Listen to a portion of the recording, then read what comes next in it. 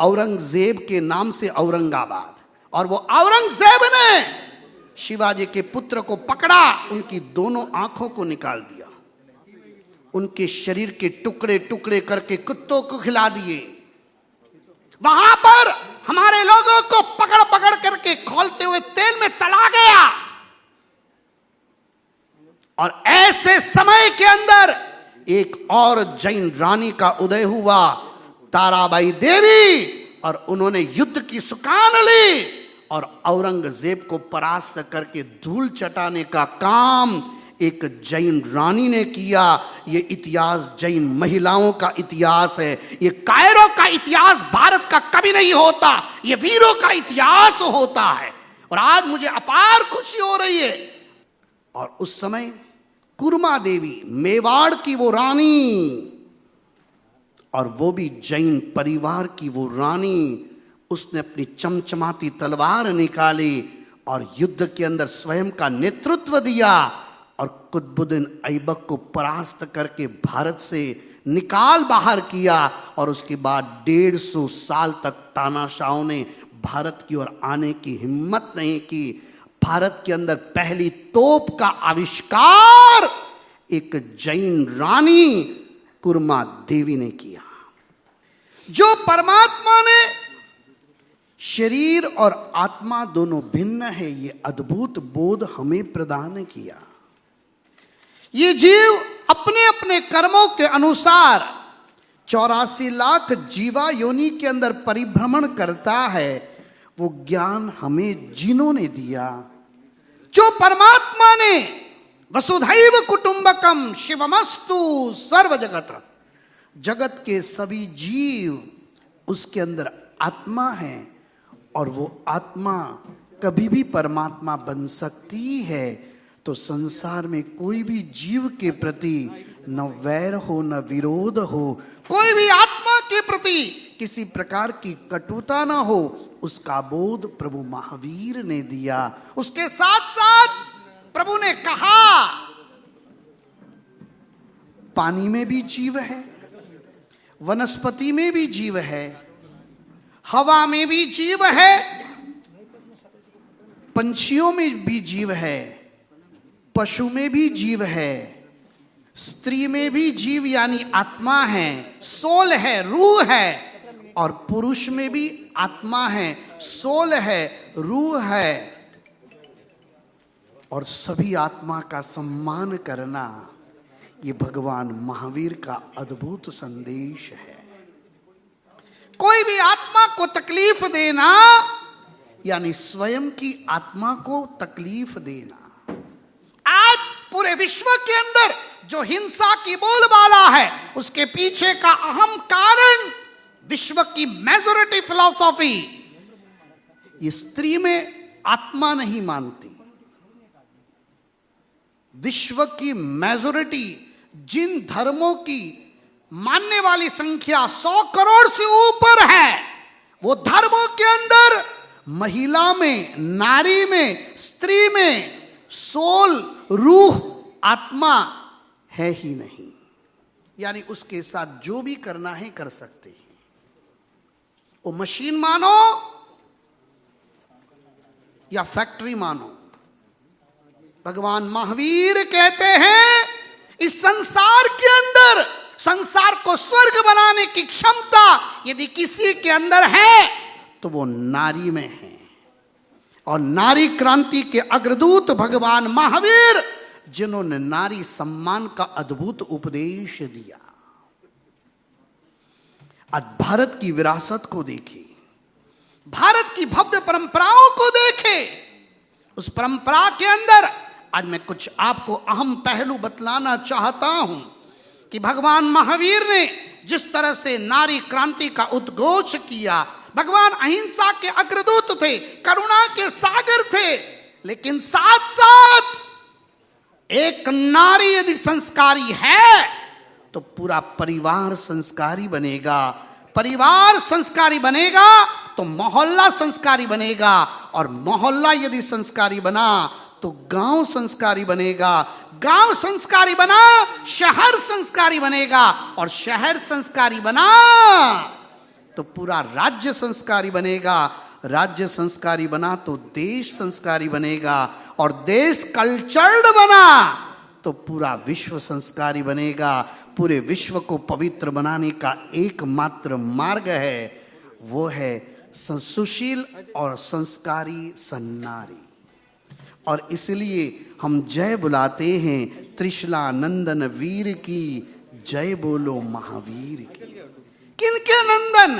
त्रिशला के। और आज आप याद करें जिस तरह से आज भगवान महावीर का जन्म कल्याणक, आज प्रधानमंत्री नरेंद्र मोदी जी अहमदाबाद के पास कोबा गांधीनगर के बीच सबसे बड़ा जैन म्यूजियम, उसका आज उनके वरद हस्तों से इनॉग्रेशन अनावरण हुआ। मेरे गुरुदेव आचार्य पद्म सागर सुरेश्वर जी महाराजा, जिनके अद्भुत विजन से भारतीय धरोहर को सुरक्षित करने का अद्भुत कार्य किया, और आज प्रधानमंत्री नरेंद्र मोदी जी ने महावीर जन्म कल्याणक के उपलक्ष्य पर आज वो स्वयं वहां पधारे। उन्होंने आज उसका भव्य इनॉग्रेशन किया, और नवकार मंत्र के प्रसंग पर जो 9 सूत्र दिए थे, उसमें आज उन्होंने 10वां सूत्र दिया, भारतीय विरासत को सुरक्षित रखना। ये सच है, जो समाज, जो धर्म अपने इतिहास को भूल जाता है, उसका भविष्य नहीं होता।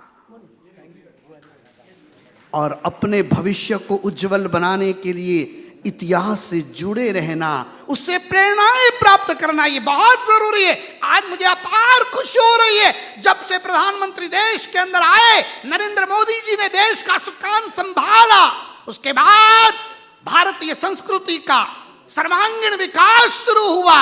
उससे पहले भले ही भारत आजाद हुआ, लेकिन संस्कार और संस्कृति के नाम पर भारत पिछड़ा हुआ और गुलाम था।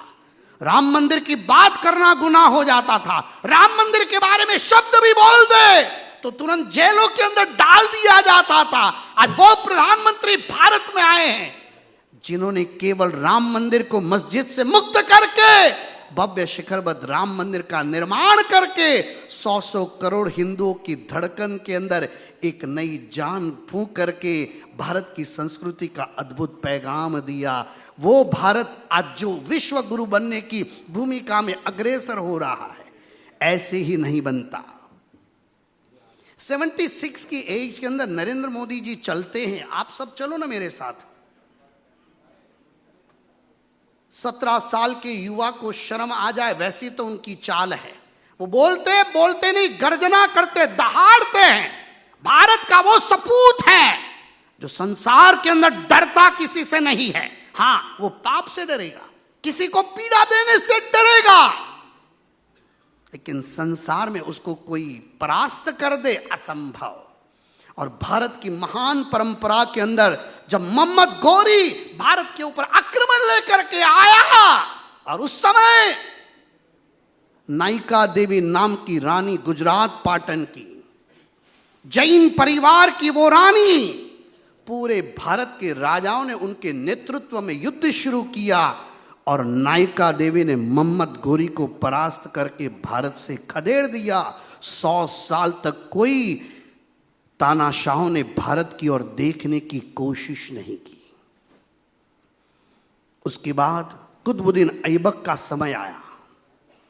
कुतुबुद्दीन ऐबक ने तेजी से भारत की ओर आक्रमण करना शुरू किया, भारत को कुचलना शुरू किया, तीर्थों को, मंदिरों को तोड़ना शुरू किया।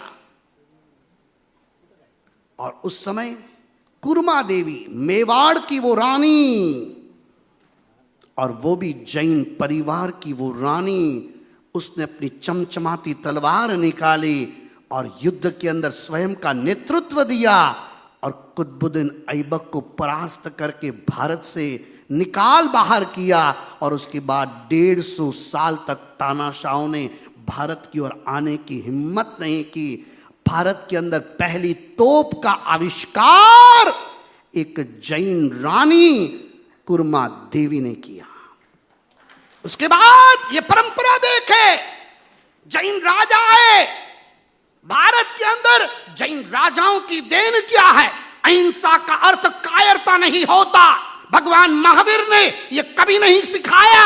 अहिंसा के नाम पर हम कायर बनते चले जाए। वक्त आए तो संस्कार, संस्कृति और सभी धर्मों की रक्षा के लिए हाथ में तलवार लेना यह धर्म होता है। भारत जरूर अहिंसा प्रिय है। भारत की आजादी का आधार अहिंसा है।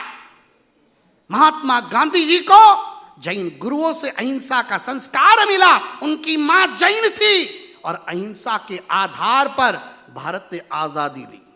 अन्य देशों ने मार धाड़ करके आजादी ली। भारत ने पेशन रखा, अहिंसा के मार्ग पर भारत चला और उसके बाद अनेक देशों में विप्लव और विद्रोह हुए। भारत में कभी नहीं हुए, क्योंकि आजादी की बुनियाद अहिंसा थी। मंगल देश पांडे, उनकी बुनियाद आजादी की शुरुआत की वो अहिंसा थी। और कुरमा देवी ने जो क्रांति की, पहले तोप का आविष्कार करके सारे लोगों को भारत से भगा के भारत को सुरक्षित रखने का काम एक जैन रानी ने किया। उसके बाद विक्रमादित्य हेमू, जब मुगलों ने चारों तरफ से भारत को घेर लिया, विक्रमादित्य हेमू ने पूरे भारत को स्वतंत्र किया। 18 साल तक दिल्ली पर अपना साम्राज्य जमाया और पूरे भारत को भयमुक्त बनाया। उसके बाद जलालुद्दीन अकबर भारत के राजा उनके तुरंत बाद बने और उसके बाद जो तांडव चला, उसके बाद ये तांडव बढ़ता गया, बढ़ता गया, बढ़ता गया। महाराष्ट्र भी इसे अछूता नहीं रहा था। महाराष्ट्र के अंदर भी ये जिलों के नाम अभी हमारे यहां बदले गए। एक जिला था जिसका पहले नाम था अहमदनगर, आज उसका नाम क्या है? अहिल्यानगर। और दूसरा एक जिले का नाम था औरंगाबाद, आज क्या नाम है? संभाजीनगर। आप याद करें, शिवाजी के पुत्र छत्रपति शिवाजी, जिनके छात्रत्व में, जिनके अद्भुत वीर बल से हमारा महाराष्ट्र अजेय था। उन्होंने कभी सिद्धांतों के साथ समझौता नहीं किया। उन्होंने अपने धर्म, अपनी पवित्रता, अपने संस्कारों के साथ कभी समझौता नहीं किया। अपनी बहन बेटियों को वहां सप्लाई करने का धंधा उन्होंने कभी नहीं किया। वो छत्रपति शिवाजी थे, उनका छत्र तेज था। भारत के प्रति उनकी अद्भुत निष्ठा थी। और उनके सुपुत्र संभाजी, आपको पता है, जब जो जिले के नाम की मैं बात कर रहा था, क्या नाम था जिले का? औरंगजेब के नाम से औरंगाबाद। और वो औरंगजेब ने शिवाजी के पुत्र को पकड़ा, उनकी दोनों आंखों को निकाल दिया, उनके शरीर के टुकड़े टुकड़े करके कुत्तों को खिला दिए। वहां पर हमारे लोगों को पकड़ पकड़ करके खौलते हुए तेल में तला गया। और ऐसे समय के अंदर एक और जैन रानी का उदय हुआ, ताराबाई देवी। और उन्होंने युद्ध की सुकान ली और औरंगजेब को परास्त करके धूल चटाने का काम एक जैन रानी ने किया। ये इतिहास जैन महिलाओं का इतिहास है। ये कायरों का इतिहास भारत का कभी नहीं होता, ये वीरों का इतिहास होता है। और आज मुझे अपार खुशी हो रही है, आज दोनों जिलों का नाम दोनों महान आत्माओं के नाम से किए गए। मैं मुख्यमंत्री देवेंद्र फडणवीस जी, हमारे प्रिय अभी पधारेंगे एकनाथ शिंदे जी, मुझे ना बहुत पता नहीं, पहले से ही राजकीय क्षेत्र से मेरा बड़ा लगाव है। और क्यों है वो मुझे भी नहीं पता। मुझे पता है देश को और विश्व को बदलने की ताकत यदि कहीं से होती है तो राजकीय महापुरुषों से होती है। अमित साटम जी, हम कम से कम 200 बार मिले होंगे, कम से कम 200 बार। हमारी यहाँ बात क्या होती है? आप क्या समझते हैं महाराज साहब के यहाँ क्या बात होती है? आपका भला कैसे हो, राष्ट्र का नवनिर्माण कैसे हो, राइट एजुकेशन कैसे मिले। साइना एनसी जी, हम कितनी बार मिले, घंटों घंटों हमने चर्चाएं की है। महाराष्ट्र, भारत और विश्व का नवनिर्माण कैसे हो। ये भारत ड्रग्स मुक्त बने, ये नशा आने वाली युवा पीढ़ियों को बर्बाद कर देगा। और आज हर कॉलेजों के बाहर, हर स्कूलों के बाहर, अभी मैं बिहार करके पदयात्रा करके आ रहा था, एक शहर है, शहर के अंदर 12 साल से 16 साल की बालिकाओं को खाने की चॉकलेट्स आदि के अंदर ड्रग्स दिया जा रहा था। 9,000 लड़कियां का अभी हमने पुनर्वसन करवाया, नहीं तो वो मसाज पार्लर में जिंदगियां बर्बाद कर देगी। ऐसी भयानक परिस्थितियां देश में चल रही है। और जैसे ही प्रधानमंत्री ने अपना सुकान संभाला, सारे ड्रग पेडलर भाग गए। ताकत होनी चाहिए, अब चलो जमीन कांपनी चाहिए, वैसा शौर्य हमारे भीतर में होना चाहिए। आज भारत नक्सलवाद से तो मुक्त हो गया, लेकिन प्राय भारत ड्रग्स की बीमारी से भी काफी हद तक मुक्त हो गया है। पहले तो हर कॉलेज, हर स्कूल के बाद ड्रग्स मिलते थे। आज मुंबई हो या कहीं पर भी हो, कोई ड्रग्स लाने की हिम्मत नहीं कर पा रहा है। और वो पकड़ा जाता है तो उसकी हालत क्या होती है उसको पता है। ये धीरे धीरे परिवर्तन का आधार जो आ रहा है वो सरलता से नहीं आता। भगवान महावीर का अद्भुत संदेश है। भगवान महावीर ने कभी कोई जाति और कोई धर्म के बारे में बात नहीं की। मैं आज आपको खुले मन से, भगवान महावीर का जन्मोत्सव है, मैं आप सभी को कहता हूं हमें कुछ मुहिम को शुरू करना चाहिए। मैं आज महावीर जन्म कल्याणक के पवित्र दिन भारत सरकार को मैं अपना पहला निवेदन करना चाहता हूं। भारत का संविधान सर्वोपरि है। हमारे सारे धर्मों की व्यवस्थाएं संविधान में निहित है। और भारत का संविधान 140 करोड़ से ज्यादा भारतीयों को अपना परिवार मानता है। यह संविधान पूरे भारत को अखंड भारत बना करके रख रहा है। और ऐसे संविधान की जो मूलभूत बातें हैं, सभी धर्म स्वतंत्र है, सभी धर्मों को अपना आधार आगे बढ़ाने का, उनको पूरा आराम से आगे बढ़ने का अवसर भारत के संविधान ने दिया है।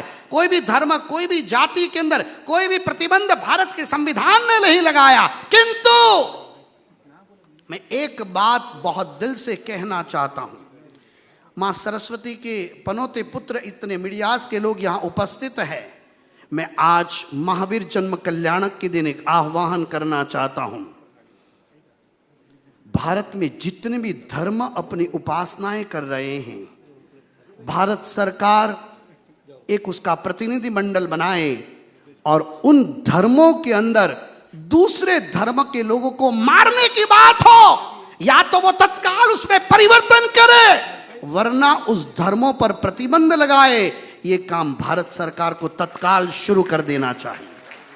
मैं जैन हूं और जैन धर्म को तुम न मानो तो तुम्हारा गला काट दूं। यदि ये जैन धर्म सिखाता हो तो ऐसे जैन धर्म को भारत सरकार को उठा के फेंक देना चाहिए। जो धर्म मानवता में विश्वास न करे, जो धर्म किसी के आंखों के आंसुओं को पहुंचने में विश्वास न करे, जो धर्म केवल अराजकता और आतंकवाद बढ़ाने की बात करे, ऐसे धर्मों पर तत्काल प्रतिबंध लगाना चाहिए। ईस्ट इंडिया कंपनी ने 1928 में बंगाल के अंदर ऐसे धर्मों पर प्रतिबंध लगाया था। मैं भारत सरकार को दूसरा निवेदन करना चाहता हूं। भारत सरकार का रिसर्च एंड डेवलपमेंट डिपार्टमेंट है, R&D डिपार्टमेंट, लाखों करोड़ का उसका बजट है। मैं निवेदन करना चाहूंगा भारत सरकार को कि अपने यहां पर एक साइंस की थियरी है, क्योंकि जैन धर्म अंधश्रद्धा में बिल्कुल विश्वास नहीं करता। राइट फेथ, सम्यक दर्शन। मैं भारत सरकार से निवेदन करना चाहूंगा, हिप्नोटिज्म के 6 स्टेज पर जब लोगों को ले जाया जाता है तब वो पिछला जन्म बोलना शुरू करता है। और पिछला जन्म जब व्यक्ति बोलना शुरू करता है, उसके बाद पिछला जन्म, उसके बाद और पिछला 10, 20, 25, 50 जन्म हम स्वयं के देख सकते हैं। आप सभी यहाँ उपस्थित है, मेजॉरिटी जैन है। जैन शब्द का अर्थ क्या? जो इंद्रियों को जीतने की कोशिश करे वो जैन। चाहे ब्राह्मण हो, चाहे क्षत्रिय हो, चाहे वैश्य हो, चाहे शूद्र हो। जैन धर्म कोई जाति में कभी भेद नहीं मानता। वैश्य भी भगवान बन सकता है, ब्राह्मण भी भगवान बन सकता है, क्षत्रिय भी भगवान बन सकता है और वैश्य भी भगवान बन सकता है। मैं भारत जैन महामंडल हो या जो भी संस्थाएं हो, के तातेर साहब यहाँ उपस्थित है। अभी एक सुप्रीम कोर्ट का जजमेंट आया था, मैंने कुछ सुप्रीम कोर्ट के जज साहबों से, लगभग 4 जजों से मैंने चर्चा की है। कोई भी दलित यदि बौद्ध बनता है, कोई भी दलित यदि सिख बनता है तो धर्मांतरण में नहीं आएगा, तो जैन कहां गया? सुप्रीम कोर्ट का मैं बहुत रिस्पेक्ट करता हूं, लेकिन इसका यह अर्थ नहीं होता कि आप जैन धर्म का रिस्पेक्ट न करें। या तो धर्मों को पढ़े, संविधानों को पढ़े, और उसकी एप्लीकेशन तैयार हो रही है। कर्नाटक हाई कोर्ट से लगा के सारे भारत की हाई कोर्ट, यूपी के हाई कोर्ट के चीफ जज, सबने मैंने चर्चाएं की, सुप्रीम कोर्ट के जजेस से मैंने चर्चाएं की। कल तक उसका रेडी हो जाएगा मैटर, और सुप्रीम कोर्ट के अंदर हम अपील दायर करेंगे, इसके अंदर जैन धर्म को जोड़ा जाए, क्योंकि दलित को भी भगवान बनने का अधिकार जैन धर्म मानता है। हमारी दृष्टि बहुत पैनी होनी चाहिए। आने वाले 100, 200, 500, 1000 साल तक की आने वाली घटनाएं हमारे सामने हो, ऐसे विजनरी महान महाजन होते हैं। और मैं इसलिए भारत सरकार से मेरा दूसरा निवेदन करना चाहता हूं, जो रिसर्च एंड डेवलपमेंट डिपार्टमेंट है, इनोवेशन में हम बहुत पीछे हैं। अमित साटम जी ने बहुत अभी सही बात बताई, हम चौथी अर्थव्यवस्था भारत की इकोनॉमी बन चुकी है, अब तीसरी कंज्यूमिंग के अंदर तो हम बहुत पावरफुल है। भारत के अंदर कंजम्पशन बहुत ज्यादा है क्योंकि पॉपुलेशन ज्यादा है। इनोवेशन कितना है? अमेरिका कैसा भी हो, डोनाल्ड ट्रंप कैसा भी हो, हमें उसकी चर्चा में नहीं जाना है। हमें यह प्लानिंग करना है, अमेरिका आज जो भी कमाता है, चाइना मेहनत करता है, मजदूरी करता है, भारत मेहनत करता है, मजदूरी करता है, खरीदी करता है, लेकिन इनोवेशन कौन करता है?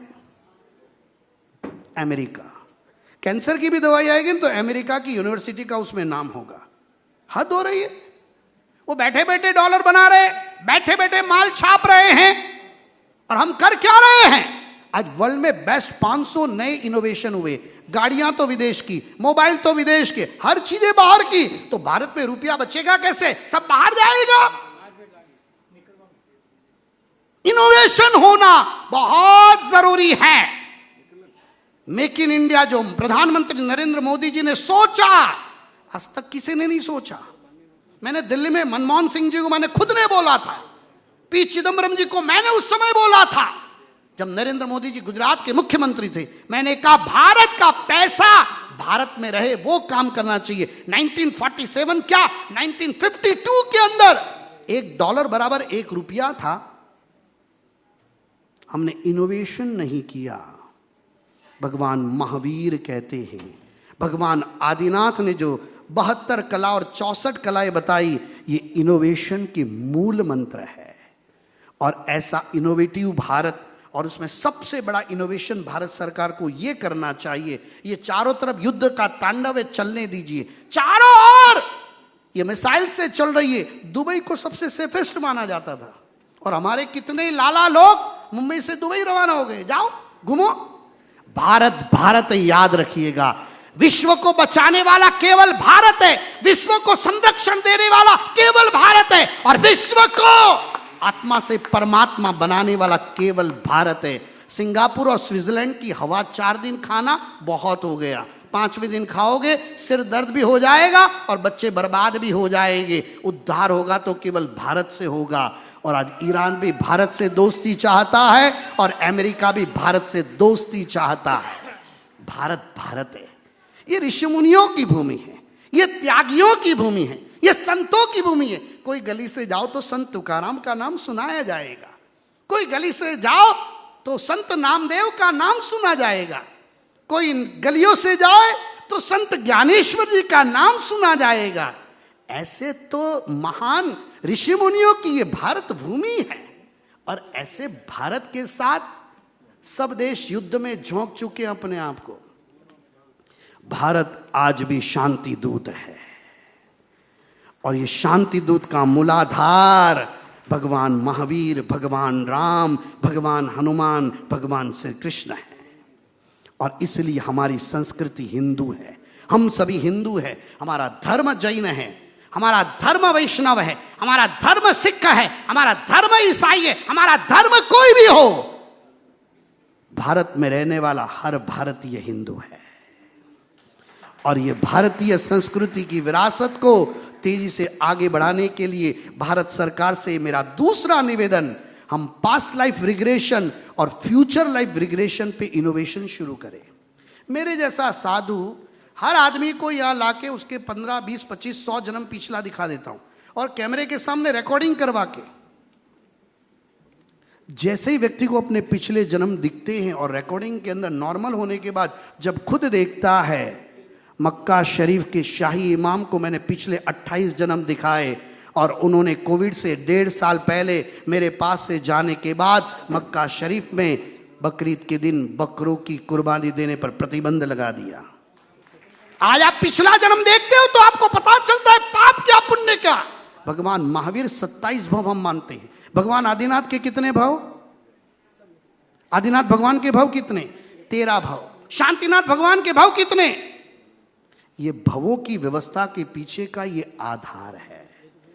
पुनर्जन्म और पूर्व जन्म ये भारतीय संस्कृति का मूलाधार है। चाहे सनातन हो, चाहे वैष्णव हो, चाहे जैन हो, चाहे बौद्ध हो, सभी पूर्व जन्म और पुनर्जन्म को मानते हैं। और भारत सरकार को इसका रिसर्च करवा के, और ये साइंटिफिक रिसर्च है, कोई ब्लाइंड फेथ नहीं है, ये हमारा सुपर कंप्यूटर है। अंदर हार्ड डिस्क है, कार्बन शरीर जिसको बोलते हैं, उसमें पिछले जन्मों के सारे कर्म स्टोर रहते हैं। मैं भारत सरकार से तीसरा निवेदन करना चाहूंगा, भारत के टुकड़े टुकड़े ना हो। प्रधानमंत्री नरेंद्र मोदी जी जब प्रधानमंत्री नहीं बने तब हमें भी असम जाना हो पैदल, मिजोरम जाना हो, मणिपुर जाना हो तो पासपोर्ट और वीजा लेने पड़ते थे। अब विचार करो कहां जाना है, भारत में। और जैसे ही नरेंद्र मोदी जी प्रधानमंत्री बने, फिर हम आसाम भी गए, मिजोरम भी गए, मणिपुर भी गए, नागालैंड गए, केरला गए, कोई पासपोर्ट वीजा नहीं। आज भारत में रहकर के हम विदेशी बन गए थे। अखंड भारत, ये भारत की ताकत है। भारत टुकड़ों में बट गया। किसी ने खालिस्तान का नारा दिया, किसी ने ये 8 स्टेट को अलग करने का नारा दिया, किसी ने तमिलनाडु अलग करो, किसी ने वेस्ट बंगाल अलग करो, किसी ने केरला अलग करो। भारत को तोड़ दो, भारत कमजोर बनेगा, भारत को गुलाम आसानी से बनाया जाएगा। मैं भारत सरकार से निवेदन करूंगा, एक नियम करे। भी गुजरात में यूसीसी आया, एक पति और एक पत्नी। अभी आपकी इच्छा हो 3 पत्नी करना या 3 पति करना, बंद हो गया। बहुत बहुत बहुत लूटा इस देश को, बहुत मजाक उड़ाई। मैं आज महावीर जन्म कल्याणक के दिन भारत सरकार को तीसरा निवेदन करता हूं, कोई भी परिवार हो, चाहे वो 3 पति करते हो या 5 पत्नी करते हो या 2 पति करते हो या 20 पत्नी करते हो, जिसकी जो फिलॉसफी हो, वो एक परिवार गिना जाएगा।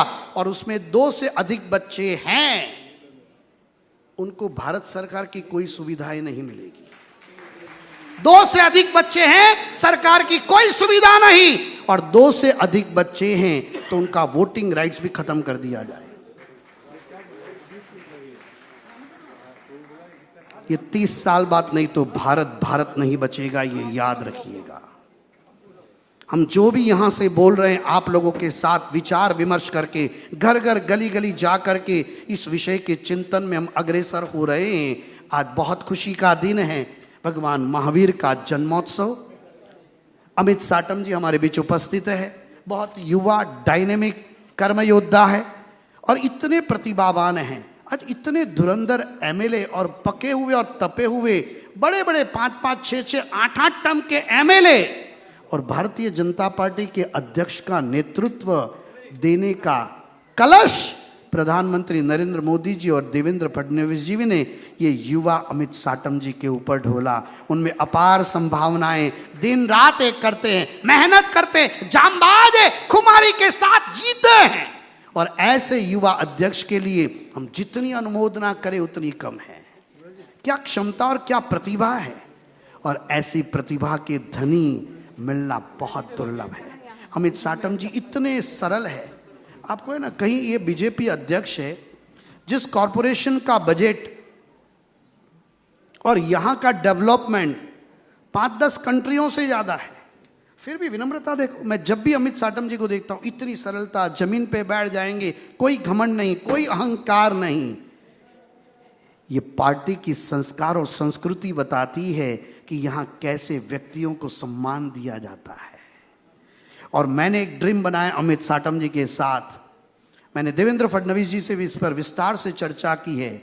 बीएमसी में जो 1200-1500 स्कूलें हैं, वो मुंबई के अलग अलग एनजीओ जो बहुत अच्छा काम करते हैं, वो स्कूलों को सुबह पेड स्कूल, दोपहर को फ्री स्कूल, जो पिछली बार महावीर जन्म कल्याणक में मैंने यहाँ गवर्नर साहब आए थे, जो अभी भारत के उपराष्ट्रपति के पद पर आज विराजमान हैं, सीपी राधाकृष्णन जी, और उस समय मैंने इस विषय की चर्चा यहीं से की थी और उसकी रूपरेखा काफ़ी हद तक तैयार हो गई है। एजुकेशन डिपार्टमेंट, उनसे भी मेरी काफ़ी हद तक चर्चा हुई है। और ये बीएमसी की जो 1200-1500 स्कूलें हैं, क्योंकि स्कूल ये संस्कृति का शुभारंभ है। बालक के जीवन का नवनिर्माण स्कूल से होता है। बालक स्कूल में, क्लासेस में, कोचिंग में ज़्यादा रहता है, घर पे तो केवल खाने और सोने आता है। और स्कूलें कैसी हो जो स्वामी विवेकानंद का निर्माण करे, स्कूलें कैसी हो जो अहिल्या देवी जैसी मां का निर्माण करे, स्कूलें ऐसी हो जो छत्रपति शिवाजी का निर्माण करे। और ऐसी स्कूलें, बाकी सच बोलूं दुख होता है, आज भारत में 12 करोड़ बच्चे स्कूलों में पढ़ते हैं।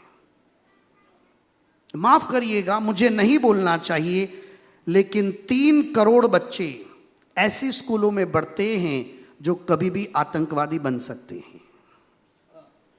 मेरा इशारा समझ जाइए। आज वैसी स्कूलें हमारे मुंबई में हैं, बच्चियां बिंदी नहीं लगा सकती, बच्चियां मेहंदी नहीं लगा सकती। हमारे भारत में, हमारे मुंबई में, अब भाईकला जाओ, अब मरीन ड्राइव जाओ, अब साइन माटुंगा जाओ, चले जाइए कहीं भी, सेंट लॉरेंस जाइए, डॉन बॉस्को जाइए, क्वीन मैरी जाइए, सेंट मैरी जाइए, बच्चियां तिलक लगा सकती है? स्कूलों में बच्चियां तिलक लगा सकती है क्या? मेहंदी लगा सकती है क्या? चूड़ियां पहन सकती है क्या? यानी भारतीय संस्कृति को कुचलना। और फिर सरकार ऐसे स्कूलों को मान्यता दे। फिर काय का स्वतंत्र भारत, हिंदुत्व की बातें हमें बंद कर देनी चाहिए। स्कूलें वो हो, डॉक्टर राजेंद्र प्रसाद जी, भारत के राष्ट्रपति जी ने कहा था, नॉट एजुकेशन बट कैरेक्टर। मुझे वो शिक्षा चाहिए जो चारित्र का निर्माण करे। आज स्कूलें करप्शन का अड्डा बन चुका है, स्कूलें कन्वर्जन का अड्डा बन चुका है, और स्कूलों की फीस कोई कंट्रोल नहीं है। क्या लूट रहे हैं ये स्कूलें? शिक्षालय है या लूटने का आलम्बन है? और मैं अमित साटम जी को धन्यवाद दूंगा, पूरी उनकी टीम को धन्यवाद दूंगा। हमने इसके ऊपर बहुत गंभीर मंथन किया है और सारी स्कूलों को 7 स्टार बना करके वहां सुबह पेड यानी नॉमिनल फीस और दोपहर को फ्री स्कूल, यानी हर साल 15 लाख बच्चे निशुल्क पढ़ेंगे और 15 लाख बच्चों को भारत की सच्ची शिक्षा मिलेगी। क्रांति करनी तो ऐसी करनी जो सदियों तक विश्व का परिवर्तन करे। भगवान महावीर का आज जन्मोत्सव है। मैं महान महिलाओं को निवेदन करना चाहता हूं, मां त्रिशला को याद करके। आपको पता है एक और साउथ में रानी हुई, पोर्टुगीजों को भगा दिया, हरा दिया। नाम पता है? अबक्का रानी, चन्नम्मा। याद करिए, क्या भारत के अंदर वीरांगनाएं हुई है? क्या वीर योद्धा हुए हैं? छत्रपति शिवाजी ने क्या स्वप्न देखे और आज उसी परंपरा के लोग क्या कर रहे हैं? ये सबसे बड़ा प्रश्न चिन्ह है। सत्ता महत्वपूर्ण नहीं होती, सिद्धांत महत्वपूर्ण होते हैं। सिद्धांतों के साथ समझौता यानी सर्वनाश। और आज सर्जन का समय है, सर्वनाश का समय नहीं। आज प्रधानमंत्री जी अपने वक्तव्य में अहमदाबाद कोबा के अंदर बोल रहे थे, हमारी सबसे बड़ी लाइब्रेरी नालंदा और तक्षशिला, भारत ने ज्ञान भारत मिशन भारत सरकार ने शुरू किया है, और तक्षशिला मजहब के नाम पर नालंदा और तक्षशिला को जला दिया। 12 किलोमीटर लंबी लाइब्रेरी, और पूरी लाइब्रेरी को जला करके राख करने का काम उन तानाशाहों ने करके भारतीय विरासत को खत्म किया। ये कांड, ऐसा भारत का अपमान, भारत अपमान सहन नहीं करेगा। ये विश्व गुरु है, हम कमजोर नहीं हैं। आज पूरे विश्व में 200 करोड़ हिंदू रहते हैं, 200 करोड़। किसी की मजाल नहीं है उंगली ऊंची कर सके। हम किसी को परेशान नहीं करते हैं, हम किसी को कभी छेड़ते नहीं हैं, लेकिन हमें कोई छेड़े तो उसे छोड़ते भी नहीं हैं।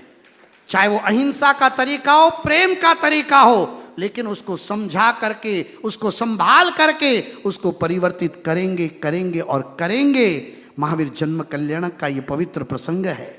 भारत जैन महामंडल बहुत सुंदर आयोजन हर साल करता है। इस बार तेरापन परंपरा से ख्यालीलाल जी सातातेड़, उनको यहाँ के अध्यक्ष बनने का सौभाग्य मिला है।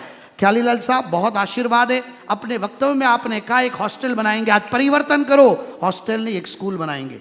और मैं आपको आज वचन देता हूं, उसमें कहीं भी कोई भी दिक्कत आए मैं आपके साथ खड़ा हूं। आने वाले महावीर जन्म कल्याणक में भारत जैन महामंडल की ओर से एक स्कूल का निर्माण हो। स्कूल ये भविष्य है, स्कूल ये बच्चों की जिंदगी का आधार है। स्कूल नहीं है तो सब कुछ खत्म। आज सबसे बड़ा क्राइसिस कैरेक्टर का क्राइसिस है।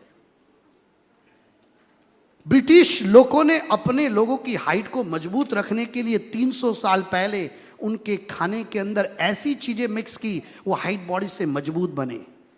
1950 में चाइनीज लोगों की हाइट भारतीय लोगों से कम। चाइना गवर्नमेंट ने प्लानिंग किया भारतीयों की हाइट और चाइनीज की हाइट बराबरी की होनी चाहिए। 75 साल में उन्होंने इस तरह का पौष्टिक भोजन दिया, उस भोजन के तहत आज चाइनीज और भारतीयों की हाइट लगभग बराबरी पर आ गई। हम कभी सोचते हैं जैन भोजन व्यवस्था कैसी हो? विदुषी आर्य साध्वी श्री मीनाक्षी जी महाराज साहब ने जैन इंटरनेशनल वुमेन ऑर्गेनाइजेशन के माध्यम से महाराष्ट्र के अंदर 3 साल तक महाराष्ट्र की सभी धर्म जाति की महिलाओं के लिए फॉलिक एसिड की गोलियां तैयार करवा के आटे में खिलाई। 10,000 बच्चे जो पीछे उनको गांठ हो जाती, 15, 20, 25 दिन में मर जाते, उनका सारा मृत्यु दर समाप्त किया। ये काम जैन साध्वियां करती है। पूरे महाराष्ट्र में से अब एक भी बालक इस प्रकार की बीमारी से मृत्यु प्राप्त नहीं करता है। हम कुछ ऐसा हट के सोचे। जापान देखो क्या था और क्या हो गया, कैसे अनाड़ी लोग थे, कैसे जंगली लोग थे जापानीज। भगवान महावीर का संदेश सीख करके वो संभाव में आ गए। उन्होंने समता को आत्मसात किया। अब जा भी रहे हो, कोई जापानीज सिगरेट भी पी रहा हो, कोई सिगरेट की पीने की अलग से जगह ना हो, और आप गए हो तो 4 बार सॉरी बोलेगा, सॉरी सॉरी प्लीज सॉरी। कितने विनम्र है। जापान में पैसे की नदियां बहती है, लेकिन विनम्रता देखो। और आज कम से कम हमारे आचार्य भगवान जैन सेन सुरेश्वर जी महाराजा की प्रेरणा से 5,000 जैपनीज नवकार मंत्र सीख चुके हैं, और 5,000 से ज़्यादा जैपनीज जिस दिन नवकार मंत्र रोज बोलते हैं और उस दिन रात्रि भोजन नहीं करते। ये जापान में इतना बड़ा परिवर्तन आया है। हमारा राष्ट्रीय स्वयंसेवक संघ RSS और हमने मिलकर के इंडोनेशिया में बहुत बड़ा काम किया, बहुत सीक्रेट मिशन चला। आज मैं आपको वो बातें आपके सामने बताना चाहता हूं। अमित साटम जी जैसे कर्म योद्धाओं ने उसमें अपनी आहुतियां दी हैं, और आज इंडोनेशिया के अंदर 10 लाख से अधिक मुस्लिम लोग हिंदू और जैन धर्म अंगीकार कर चुके हैं। 10 लाख से अधिक, क्योंकि वो पहले भारत था, वहां पहले भगवान राम, आज भी रामायण है वहां मौजूद है, आज भी वहां महाभारत के चित्र मौजूद है, आज भी वहां रामायण और महाभारत के नाटक होते हैं। विदेश घूमने हम जाते, हम क्या करते हैं? घूम घुमा के विदेश आप जाते, क्या देखने जाते? या तो दरिये का पानी खारा, या तो बर्फ, या तो ग्रीनरी, और क्या देखने जा रहे हैं? वो तो सब भारत में है। विदेश घूमना बंद करिए, भारत में घूमिए। भारत में जो है पूरे विश्व में नहीं है। और ऐसा पवित्रतम भारत, और ये भारत की अद्भुत विरासत, उन विरासतों को लेकर के हमें आगे बढ़ना है। अभी ये कुछ बातें भारत जैन महामंडल के बारे में बता दूं। जीतो का भी आपको काफी परिचय दिया, बहुत प्रोग्रेस कर रहा है जीतो, बहुत तेजी से आगे बढ़ रहा है, इतने उत्तम कार्य हो रहे हैं, सुन करके भी बहुत खुशी और प्राउड फील होता है। साथ साथ भारत जैन महामंडल के लिए मेरा निवेदन है, अब कार्यक्रम करते हैं, जबरदस्त करते हैं। पूरे मुंबई में एक ही भारत जैन महामंडल है जो निर्बाध रूप से 100 साल से ज्यादा समय से भगवान महावीर के जन्म कल्याणक की उजवनी और विश्व क्षमापना दिवस मनाता आया है। वो यश केवल केवल केवल और केवल भारत जैन महामंडल को जाता है। और किसी भाई ने कहा, हमारे संचालक महोदय ने, जीतो भी यहाँ से, सब यहीं से बना है। ये 100 साल पुरानी संस्था है, 100 साल पुराना मंदिर तीर्थ होता है। और चारों फिरकों के गुरुजनों ने एक होकर के उस समय जब भारत जैन महामंडल का निर्माण किया, तो आज हम एकता की बातें दुनिया के सामने करें, वो कौन सी बड़ी बात है? वो पहले ही 100 साल पहले हो चुका है, आज बहुत छोटी बात है। और जैसे मुनि जी ने कहा, आज यहां से जो जाएगा वो न दिगंबर होगा, न श्वेतांबर होगा, न स्थानकवासी होगा, न तेरापंथी। यहां से जो जाएगा वो जैन होकर के जाएगा। हम बंटने में विश्वास नहीं करते, हम जुड़ने में विश्वास करते हैं। और अकेले मुंबई में 4.5 लाख जैन परिवार है, 19 लाख वोटर्स है। अब पावर समझिए क्या है, पूरे भारत में 1.5 करोड़ से अधिक जैन परिवार है और 6.5 करोड़ जैन हैं। और कम से कम 30 करोड़ लोगों को जैन रोजी रोटी देते हैं। 30 करोड़ लोगों को रोजी रोटी ये जैन समाज देता है। 36 करोड़ वोट आज जैनों के हाथ में है। मैं आज भारत जैन महामंडल को एक निवेदन करना चाहूंगा। मैं तो जो बोल रहा हूं मैं तो करूंगा ही करूंगा। मैं वही बोलता हूं जो करने की ताकत रखता हूं। और दुनिया के अंदर पहले जब सबको बहुत समय तक बिखर गए जैन, वापिस एक करने का नया भारत जैन महामंडल जियो के नाम से बनाने का सौभाग्य मिला, तब मैं निकला चारों फिरकों को जोड़ने के लिए। लोग मेरी मजाक उड़ाते थे। रूणवाल जी के घर भी गया, उनके वहाँ स्थानक में प्रवचन दिया। तेरापंथ भवन में ख्यालीलाल साहब थे जो घाटकोपर में मेरे साथ बहुत चले। तब जीतो बनाने के लिए मैं पागल की तरह घूमता था 15 साल, न गांव देखा न गली देखी। लोग मेरी मजाक उड़ाते थे।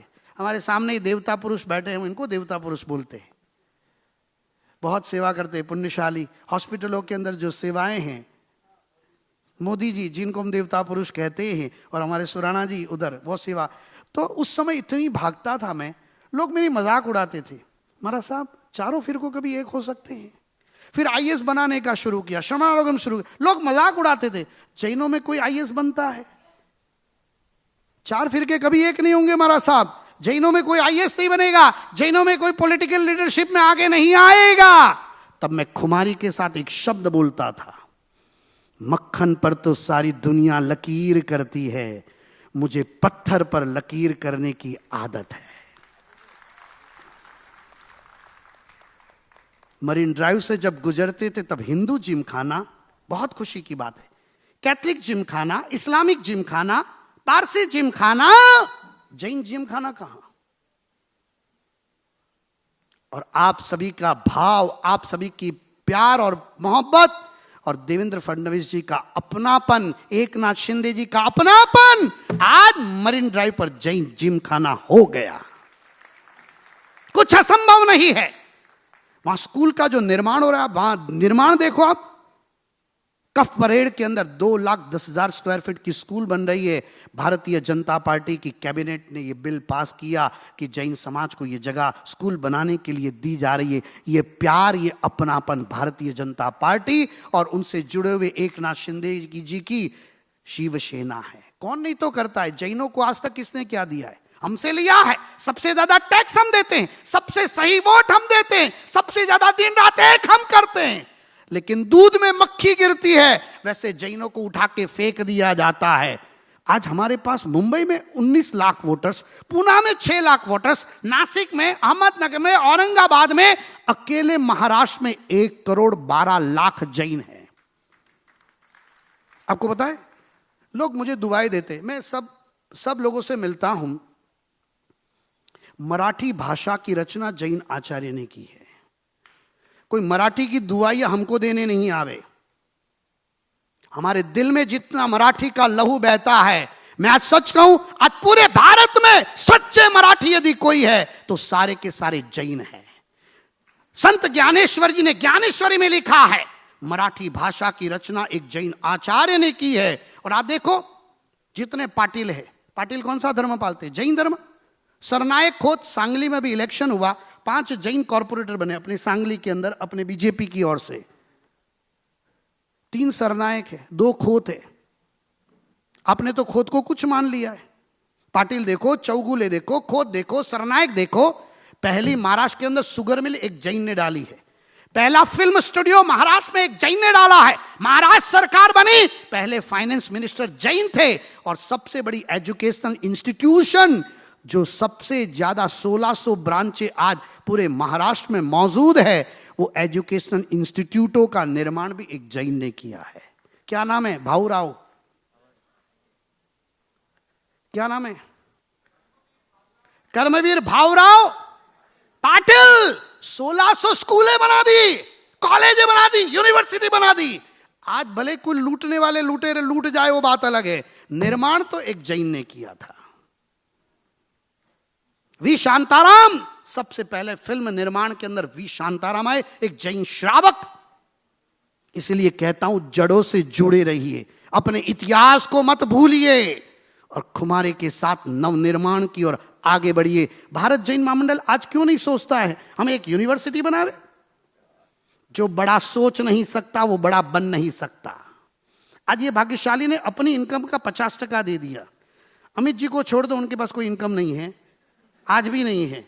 जितने डायस पे बैठे हैं और जितने आगे की रो में बैठे, इतने लोग 50% अपनी संपत्ति दे दे, मुंबई के अंदर जैनों की यूनिवर्सिटी बन जाएगी। हम लोग कमाने में विश्वास करते, दान में नहीं। आज जापान में नया ट्रेंड शुरू हुआ है दान का। समाज के लिए जिए भाग्यशाली। जीना तो भला उसका जो जीता है औरों के लिए, और मरना भला है उसका जो जीता है खुद के लिए। कब जीवन की लीला समाप्त हो जाएगी? इतने कर्म योद्धा प्रभावशाली हमारे अजीत दादा पवार जी, कोई सोचता था? मुंबई से रवाना हुए और गांव पहुंचते पहुंचते तो परलोक सिधार जाएंगे, कोई जानता था? कब मौत आ जाएगी उसका कोई भरोसा नहीं है। मौत न गाती है न गुनगुनाती है, जब आती है चुपके से चली आती है। और इसीलिए जिंदगी में सावधान रहिएगा। जिंदगी में जो कर लिया वो अपना। ये पिता और माता को नहीं पता था 16 साल की बालिका हमारे बीच से इतनी जल्दी विदा हो जाएगी। इस संसार में 2 तत्व बड़े क्रूर है, एक मौत और एक कर्म। उसको किसी की कोई शर्म नहीं है। और इसलिए जीते जी जितना अच्छा हो सके उतना कर लीजिए। आपके पास कितने करोड़ों की वर्थ है कोई मतलब नहीं है। फॉर्ब्स के अंदर टॉप 100 के अंदर 40 जैन आते हैं। मैं क्या आरती उतारूं आपकी? दान करके आओ तो हम आपको पूजेंगे, नहीं तो एक तरफ बैठे रहो। स्वामी विवेकानंद जब पढ़ रहे थे, विश्व का सबसे धनाढ्य व्यक्ति रॉकफेलर विवेकानंद के नाम से प्रभावित होकर के उनके दर्शन के लिए आए। स्वामी विवेकानंद जी पढ़ रहे थे, विश्व का सबसे धनाढ्य व्यक्ति आकर के दर्शन के लिए बैठा है। 35 मिनट तक स्वामी जी पढ़ते रहे, किताब बंद की, एक तरफ रखी। बताइए महाशय जी, मुझे लोग रॉकफेलर के नाम से जानते हैं, मैं विश्व का सबसे धनाढ्य व्यक्ति हूं। विवेकानंद जी ने कहा, मैं क्या करूं? जीवन में कोई दान पुण्य किया है? नहीं। उठ जाइए, चलिए यहां से निकल जाइए। साधु की कठोरता में भी कोमलता होती है, याद रखिएगा। कभी कभी आपको लगता होगा गुरुजन इतना कड़क क्यों कह रहे? आपके हित के लिए कह रहे। रॉकफेलर को कहा, उठ जाइए यहां से, चले जाइए। ऐसे बोझ से बात करना मुझे बोझ लग रहा है। हल्के हो के आओ, फिर मैं आपसे बात करता हूं। कुछ दान करो। रॉकफेलर को झटका पहली बार लगा। घर गए, सो नहीं पाए। एक चैरिटी का फाउंडेशन बनाया, रॉकफेलर फाउंडेशन। विवेकानंद के नाम से था, विवेकानंद ने मना कर दिया। तब रॉकफेलर फाउंडेशन का नाम दिया। 32 करोड़ डॉलर का दान करके विवेकानंद का वापस दर्शन करने आए कि भगवान अब मुझे आपका दर्शन दीजिए, मैं हल्का होके आया हूं। जीवन में कुछ ऐसा करिए जो सदियों तक अमरत्व दे। भाग्यशाली ऐसा महावीर जन्म कल्याण का पावन अवसर हम भारत जैन महामंडल के तहत मेंबर बनाए, बहुत अच्छी बात है। एक्टिव मेंबर बनाइए, दिन रात जगे वो मेंबर बनाइए। भीड़ इकट्ठी करके कोई मतलब नहीं है, करिए कोई बात नहीं है, मैं मना नहीं करूंगा, उसमें ही कोई शेर पैदा हो जाएंगे, अच्छी बात है। लेकिन ऐसे कर्म योद्धा तैयार करने के लिए हर 15 दिन से, हर महीने से एक कार्यशाला होनी चाहिए। केवल फंक्शनों में मिले और चले जाएंगे, उससे कोई क्रिएशन नहीं होगा। कितनी बहनों को बॉम्ब डिफ्यूज करना आता है? भारत जैन महामंडल की महिला अध्यक्षा, कितनी बहनों को बॉम्ब डिफ्यूज करना आता है? ट्रेनिंग शुरू करिए, कल कोई बॉम्ब डालेगा, डिफ्यूज कैसे करोगे? कितनी बहनों को राइफल शूटिंग आता है? ओलंपिक के अंदर भी है, अब तो ओलंपिक भारत में आ रहा है, प्रधानमंत्री लेके आ रहे हैं। मेरे इशारों को समझने की कोशिश करिएगा। भारत की रक्षा के लिए, भारत की सभी प्रजा की रक्षा के लिए, भारत के सभी धर्म और जाति की रक्षा के लिए महाजन केवल जैनों के बारे में नहीं सोचता, महाजन हमेशा सारी प्रजा के बारे में सोचता है, इसलिए वो जन नहीं महाजन होता है। ये 10,000 बच्चियों को पढ़ाएंगे, इनकी तो एक ही बेटी थी ना, अब 10,000 बच्चियां कौन सी जैन हैं? सभी धर्म की बच्चियां हैं। जो सबका सोचता है वो जैन होता है, और जो खुद का सोचता है वो शैतान होता है। जैन हमेशा सबका सोचते हैं। आज भारत में सबसे ज्यादा टैक्स देने के बाद भी जैनों ने कभी सरकार से कुछ नहीं मांगा। धन्यवाद है, मैं दिल से अनुमोदना करना चाहता हूं मुख्यमंत्री देवेंद्र फडणवीस जी की, जिन्होंने जैन जिम खाना दे करके जैनों के स्वाभिमान को अमर करने का काम किया। कौन मुख्यमंत्री सोचते हैं? मुझे उनसे इतना लगाव है। मैं रोज आचार्य पद के बाद सूर्य मंत्र का जाप करता हूं, बहुत प्रभावशाली वो जाप होते हैं। सामान्य व्यक्ति कैरेक्टर कमजोर हो, भाव गलत हो, वो तीसरी बार में तो गिनते गिनते या सुनते सुनते पागल हो जाए। एटॉम में ताकत है, शब्द ये एटॉम है। हमारे गीता जी में कहा शब्द ब्रह्म है, उसके अंदर अचिंत्य शक्ति है। और कैरेक्टर लेस व्यक्ति तीसरी बार बोले वो पागल हो जाता है, मैडनेस आ जाता है। और मैं रोज वो सूर्य मंत्र का जाप करता हूं, और वो जाप करके सबसे पहला जाप प्रधानमंत्री नरेंद्र मोदी जी को, अमित शाह जी को और देवेंद्र फडणवीस जी को मैं ये जाप भेजता हूं, ताकि वो आरोग्यवान रहे, दीर्घायु रहे और अखंड भारत को आगे बढ़ाने में हमेशा कामयाब रहे। साधु संतों को कुछ नहीं चाहिए। जैन साधु तो पैदल चलते, गांव गांव जाते हैं। हम 36 कौम के घर से आहार लेके आते हैं, हम ब्राह्मण के घर भी जाते हैं, हम शूद्र के घर भी जाते हैं। एक हरिजन अभी मुझे बीच में मिला, सुबह सुबह मैं यहाँ आ रहा था, झाड़ू दे रहा था। बेचारे का झाड़ू थोड़ा मेरे पाँव को लग गया। मैं थोड़ा चलता फास्ट हूँ, दिमाग तेज चलता है तो पाँव भी फास्ट चलता है, तो उसका झाड़ू टच हो गया। बेचारा एकदम, महाराज जी माफ कीजिए, माफ कीजिए, आपको मेरा स्पर्श हो गया। मैं कहा क्यों? महाराज साहब मैं शूद्र हूँ, लोग मुझे हरिजन के नाम से पुकारते। मैंने कहा आप हरिजन? मैं भी हरिजन हूं। वो एकदम स्तब्ध रह गया, गुरुजी आप हरिजन कैसे? मैंने कहा बाहर का कचरा साफ करते हो, मैं रोज अंदर कसायों का कचरा साफ करता हूं। हमारे दोनों का काम तो एक ही है, आपका काम भी सफाई का है, मेरा काम भी सफाई का है। आंखों में उसके आंसू आ गए। मैंने कहा आज भारत जैन महामंडल के कार्यक्रम में जाना मेरा सफल रहा। मेरे बहुत कार्यक्रम होते हैं, बहुत निवेदन होते हैं। जब भी भारत जैन महामंडल का निवेदन आता है मैं कभी मना नहीं किया है। सीसी डांगी जी को पूछो, ख्यालीलाल जी को पूछो, उससे पहले भी मैं यदि मुंबई रहा 100 कार्यक्रम निमंत्रण आता और मेरा नियम है आया तो अप टू एंड बैठूंगा। वीआईपी लोग चले जा सकते, मैं नहीं जाऊंगा, मैं आखिरी तक बैठता हूं। और मैं एक निवेदन करता हूं मेरा प्रवचन सबसे लास्ट में रखना, ताकि सभा फिल्टर हो जाए, उसके बाद जो क्रीम माल बचे उसको क्रीम देने का आनंद आता है।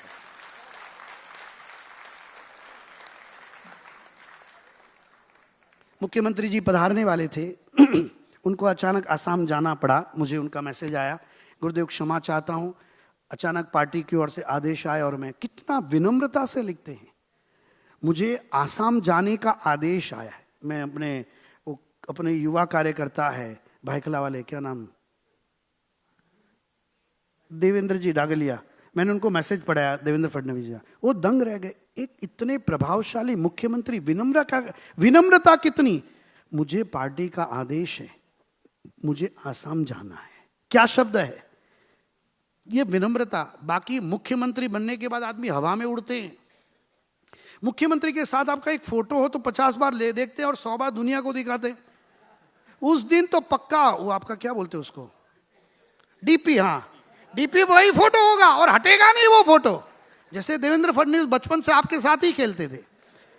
मैं आज जैन समाज को निवेदन करना चाहता हूं, भारत जैन महामंडल हो, जीतो, जियो, जैन सोशल ग्रुप हो, जैन जागृति सेंटर हो, आप एक काम करिए, जैनों के लिए पॉलिटिकल ट्रेनिंग का एक कोर्स शुरू करिए और उसमें सबसे पहले प्रधानमंत्री नरेंद्र मोदी जी, देवेंद्र फडणवीस जी, उनके ऊपर जैन अपने बालक बालिकाओं को पीएचडी शुरू करवाइए। महाराष्ट्र में सबसे छोटी उम्र में मेयर बने, सबसे छोटी उम्र में पार्टी के लीडर बने और सबसे छोटी उम्र में मुख्यमंत्री बने। देवेंद्र फडणवीस जी को देखो, उनकी विजन, उनकी शैली, इतनी विनम्रता, मजाक नहीं है। प्रशंसा को पचाना, लक्ष्मी को पचाना बहुत दुष्कर होता है। अच्छे अच्छे के बस का नहीं है ये। और विनम्रता जब भी मिलते आप विनम्रता देखो। अमित साटम जी, मैं इतनी बार मिला, आज प्रसंग की बात अलग है, मैंने कहा यहां बैठो, कभी भी ऊपर नहीं बैठे, जमीन पे। क्या विनम्रता है, क्या भाव है। ये भाव, ये चरित्र राष्ट्र निर्माण का आधार करता है। और मैं आज आपको मेरा एक स्वप्न बता देता हूं, कान खोल के सुन लीजिएगा। आने वाले अधिक से अधिक 30 से 31 साल के अंदर, अधिक से अधिक कह रहा हूं, एक साल कोई कारण से मेरा विलंब हो गया है, अमेरिका का प्रेसिडेंट कोई जैन श्रावक या श्राविका अवश्य होंगे। ये मैं आपको करके दिखाऊंगा। इस संसार में असंभव कुछ नहीं है। ये डोनाल्ड ट्रंप जैसे लोग बर्बाद कर देंगे अमेरिका को। जरूरत है भारतीय की, जरूरत है उत्तम श्रावक और श्राविका की। महाशक्ति को पचाना ये हर एक के बस में नहीं होता। और हमारे यहां पर कर्म योद्धा बनना है, विजनरी। इतने चार्टर्ड अकाउंटेंट, इतने एडवोकेट, इतने बिजनेसमैन, इतने इंडस्ट्रियलिस्ट, इतने डॉक्टर्स, इतने बिल्डर्स, हम कर क्या रहे हैं? आत्ममंथन की जरूरत है। और आज ऐसे पवित्र प्रसंग पर जब भगवान महावीर का 2625वां जन्म कल्याणक है, भगवान महावीर का आज इतना बड़ा यशोमय दिन है, त्रिशला नंदन भगवान महावीर का, जिन्होंने इतना अद्भुत विश्व को देन दी। आज भारत आजाद हुआ भगवान महावीर के उपदेश से। स्वयं गांधी जी ने लिखा है, स्वयं गांधी जी की आत्मकथा आप पढ़ लीजिए। क्या गजब का आधार प्रभु महावीर का। हम विश्व के विचारकों को देखते हैं, क्या परिवर्तन लाते हैं। और भगवान महावीर के विचारों ने पूरे विश्व का परिवर्तन लाया है। और ऐसे प्रभावशाली, ऐसे कर्मयोद्धा, ऐसे अजात शत्रु, करुणा के सागर प्रभु महावीर, जिन्होंने कर्म विज्ञान दिया। कर्म विज्ञान समझना बहुत जरूरी है। भगवान महावीर ने कर्मों की बात कही, हम जैसा कर्म करेंगे वैसा फल हमको भोगना पड़ेगा। आद्य शंकराचार्य जी ने कहा, स्वयं कर्म करोति आत्मा स्वयं तत्फलमश्नुते, स्वयं भ्रमति संसारे स्वयं तस्माद् विमुच्यते। चाहे आप वेद ले, पुराण ले, जैन आगम ले, बौद्ध पिटक ले, या कर्मों की बात है। और इसलिए अंधश्रद्धा ये भारत में कहीं पर भी उपस्थित नहीं है। लोग अच्छे कर्म करने की कोशिश करते हैं और बुरे कर्म से मुक्त बनते हैं। मैं पुनः भारत सरकार से निवेदन करूंगा, भारत के धर्मों में जो भी धर्म है, यदि वो धर्म, ये बहुत महत्व की बात आज महावीर जन्म कल्याण के निमित्त दिल से निकली है, और ये बातों को हमें जीवन में उतारना है, हमें यथार्थ करने की कोशिश करनी है। आज आप लोग आए, आप इतने बिजी है, आप इतने व्यस्त है, इतना बड़ा कारोबार है। तरुण जी, आज आप इतना बड़ा काम करते, आज छोड़ के आए आप यहाँ। आपका एक दिन का कैसी, कितनी इनकम है आपकी पर डे की? स्टरलाइट के अंदर छोड़ के आए ना। आप एक बात बताऊं, मैं दिल में भगवान है और दिल में धर्म है तो सब कुछ है। धर्म के बिना धन भी नहीं आता, और धर्म के बिना आरोग्य भी नहीं मिलता, और धर्म के बिना यश भी नहीं मिलता। धर्म है तो ये सब सुविधाएं हैं, धर्म चला गया सब चला जाएगा।